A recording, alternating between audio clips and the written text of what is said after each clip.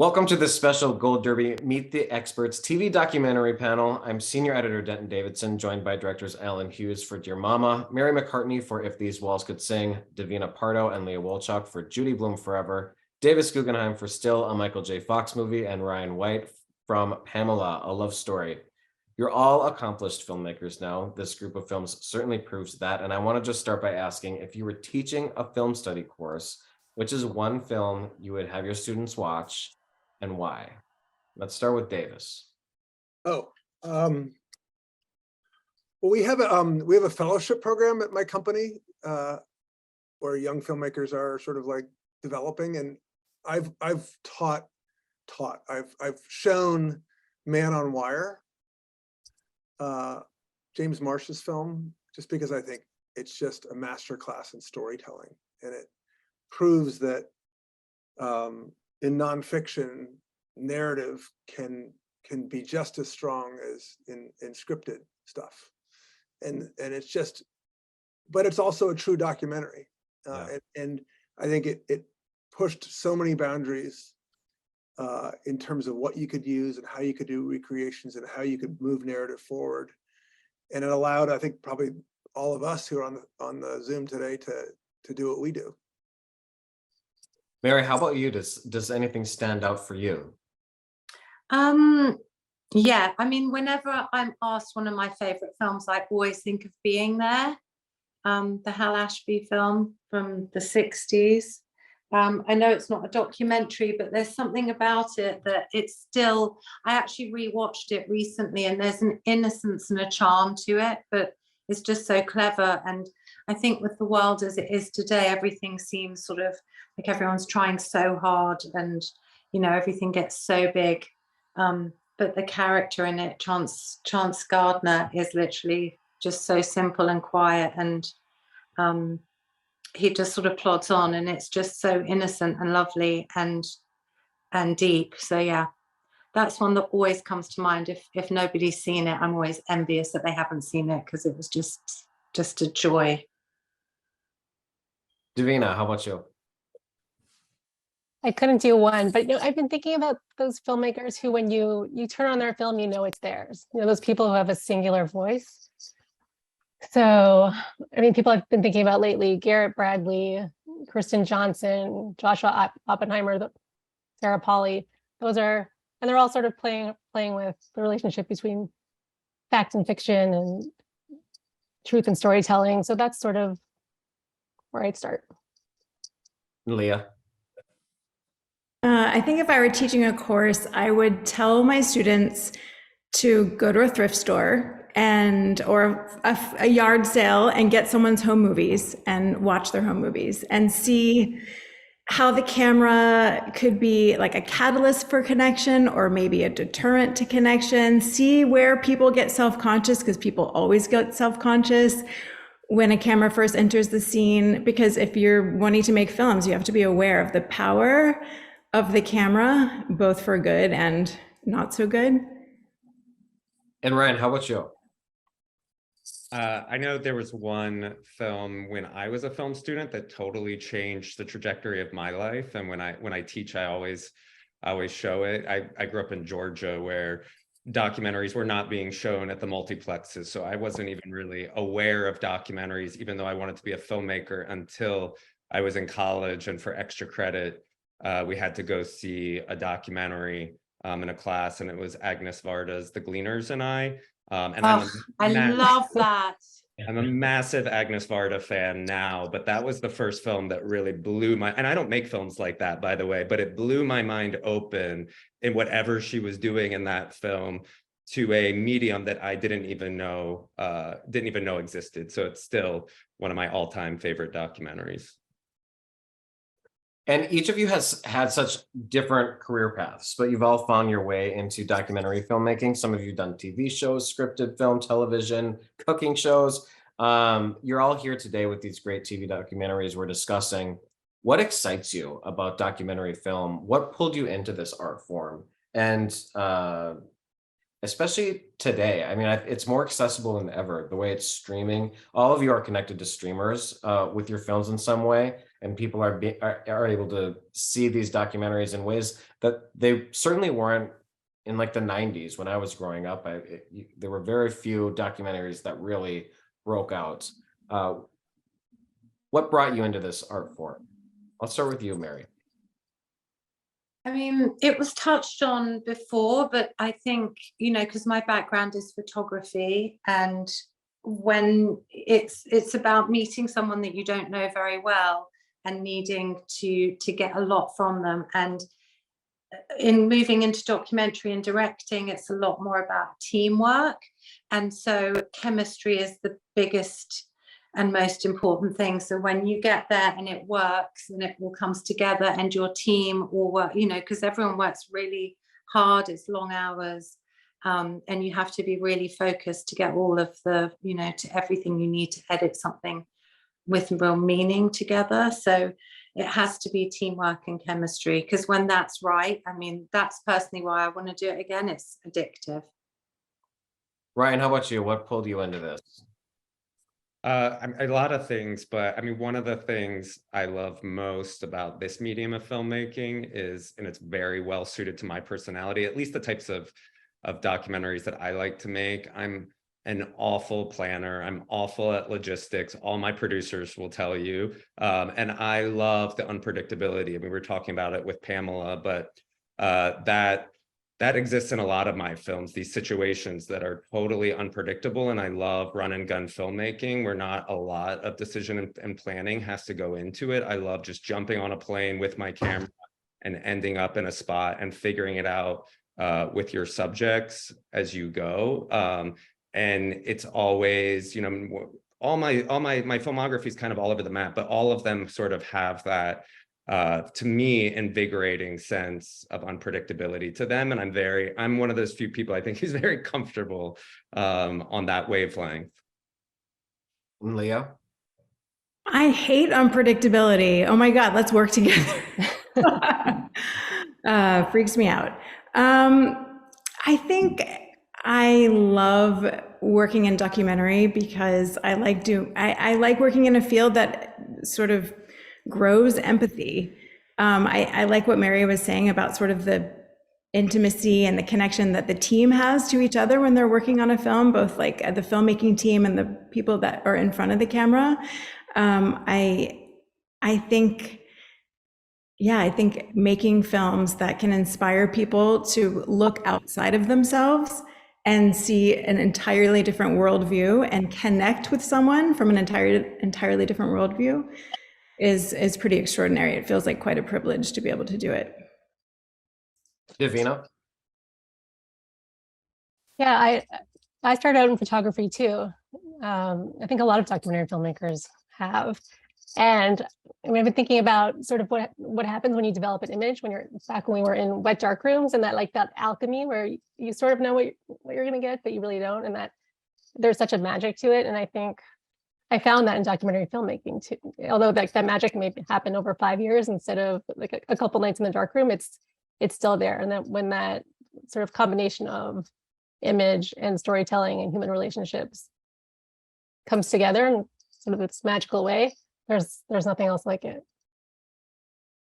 And Alan, I'm going to pull you back in here, and I have a double part question for you. And it's, if you were teaching a film study course, what film would you make your students watch? And I also am curious, what pulled you into the art of documentary filmmaking? Because you've done both scripted and nonfiction. What do you love about documentary film? Well, first and foremost, I'm a big fan of documentary films more than I am of features scripted, because it's real people, real lives, unexpected journeys. And there's still like this incredible amount of innovation going on in this medium that I just don't see happening in feature films. The film I would show is Shirley Clarke's 1967 Portrait of Jason, the documentary about the gay burlesque dancing. I don't know what this guy was, but he's an amazing figure, Black man. And it goes to what I said earlier about when you find the right character, there's just so much rich story in that journey. And it's just one camera, one night in a hotel room in New York.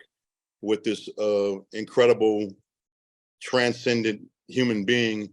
And that's one of my favorite films. It happens to be a documentary. And Davis, how about you? What pulled you into documentary film?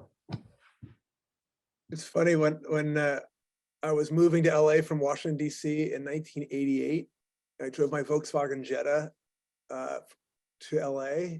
And the one thing I knew was I'm never going to direct documentaries. My father made documentaries, and he was like my hero. He made all these social justice documentaries.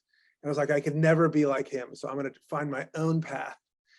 And I became this television director. So I just, I did these shows like NYPD Blue and ER, and Alias and Deadwood. And I just lived in the scripted world. And then, a long story short, I got fired off a movie and started to make a documentary about public school teachers. And for the longest time, my life is bifurcated between my documentary work and my scripted work. They're just worlds that didn't know each other and kept them apart. And this film, I started to use a lot of even though it's a documentary, I used a lot of the things I learned and loved about scripted and sort of melded it into this. So, it's kind of fun. And what everyone here is saying is that I think documentaries are such a rich time to be working, where like scripted stuff seems to be locked in place. Documentaries are sort of, the form is exploding and you can do almost anything you want. So it's just such a rich, wonderful time to be doing documentaries. And just to bring things to a close, every one of you has such widespread critical acclaim with these films. It's rare for me to have a panel that's so stacked. All of you have like well over 90% on Rotten Tomatoes. Critics can be fickle, sometimes they're a buzzkill, but not for you guys this time around. I would love to hear from each of you a piece of advice that you would wish you had known when you were a young filmmaker, when you were starting out, or a horror story that you remember that you learned from. What do you wish you would have known back then that you know now as a filmmaker? Let's start with Ryan. Oh man, I mean, it's a completely different world now than when I actually started in documentary filmmaking, where Davis is from, in Washington, D.C. And there were like 2 jobs to get in documentary filmmaking when I was graduating in the early 2000s. And now, I mean, I have a tiny production company compared to a lot of my colleagues, and we probably have 10 people in their 20s working for us. So it's a whole different landscape. I mean, I think the challenge now is like, I was forced at some point in my 20s to go out and make my first film because there was no ladder to climb. And so I directed my first film quite young because there was nowhere to go in documentary filmmaking. Now, a lot of the young people that work for us, because there is a ladder to climb, I often see not taking the risks to go out and make their own films the way we did, in a very DIY way. So I often say that to a lot of young people that work for me, especially if they have an idea that they love, like, go make it. Like, we'll always be here if you come back, but like, let's figure out how you direct your first film instead of spending 20 years climbing the documentary ladder. Leah, how about you? I mean, listen to your gut. There's a lot of noise and a lot of voices, a lot of suggestions, especially once you have a rough cut, and you're going to get a lot of feedback about what's not working. But there is always a centering. There's a place that you can return to in your gut to figure out what's really important in the story and what's really important to you in your life. Maybe it's actually taking a break from documentary for a while and focusing on something else in your life. Davina? I was going to say the same thing. You can tell we've both been spending a lot of time with Judy Blume lately. Learn to listen to our inner voices. Yeah, I mean, that's so important. Like, listen to your gut and figure out what it is that you want to say. Everyone has something to say, and find your voice and find that story that's really deep inside you. Like, it doesn't mean it has to be your story about who you are, but figure out what it is that kind of needs to come out. Mary, how about you? I mean, it's similar to what everyone said so far, but I think really my younger self in my early 20s, the first time I got a commission, it was like, oh my goodness, I'm going to get found out. I don't really know what I'm doing. And I just threw lots of things at it that really wasn't me or my style, because I got insecure. So I didn't do what instinctively and creatively I wanted to do. I was like, I'm going to overlight it and I'm going to do this. And then it was like, who even did that? That isn't even you. So I think from that one shoot, I was like, just plod on, as say, just shoot, film things, work with teams, talk to people, get out there and actually do things and learn your own style and build your own confidence. That's the main way that, that I think you build your own style. And, if you don't go out there, it's not going to happen. So you just have to take the leap. And Davis. I wish I had learned how to fail sooner.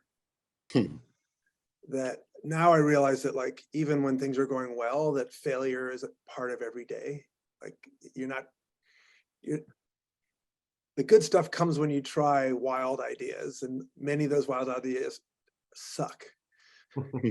And so I look back now that I'm almost 60 and I go, God, I wish I was more comfortable with failure in my 20s and 30s. I would have made more stuff. It's sort of it's a muscle, it's a skill that you develop that, and there's a tennis coach I heard talking about, like, he says, I either win or I learn,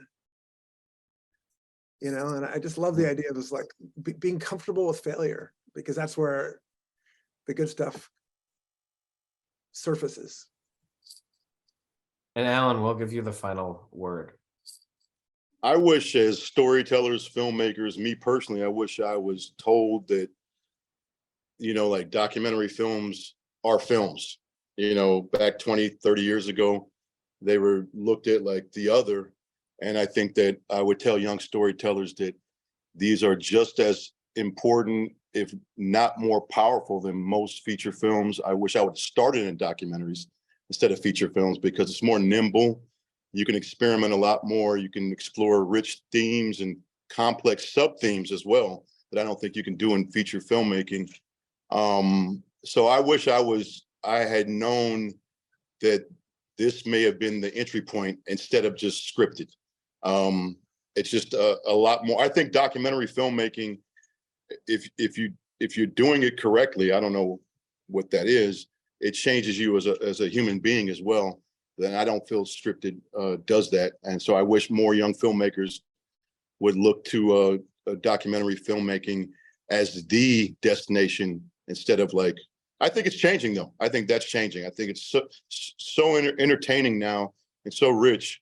But I wish 20, 30 years ago, me and my brother would have started with these. Yeah. Well, congratulations to all of you. Such an incredible panel of documentary filmmakers, wonderful films that everyone can go check out. Once again, we've had Alan Hughes, Mary McCartney, Davina Pardo, Leah Wolchok, Davis Guggenheim, and Ryan White. They're all currently streaming. We'll have all of that information in our articles and stream and comments below. So check that out. Best of luck to all of you at the Emmys, and good luck. And thanks for joining Gold Derby today. Thank you. Thank Thank you. you. Thank you so much. Mhm.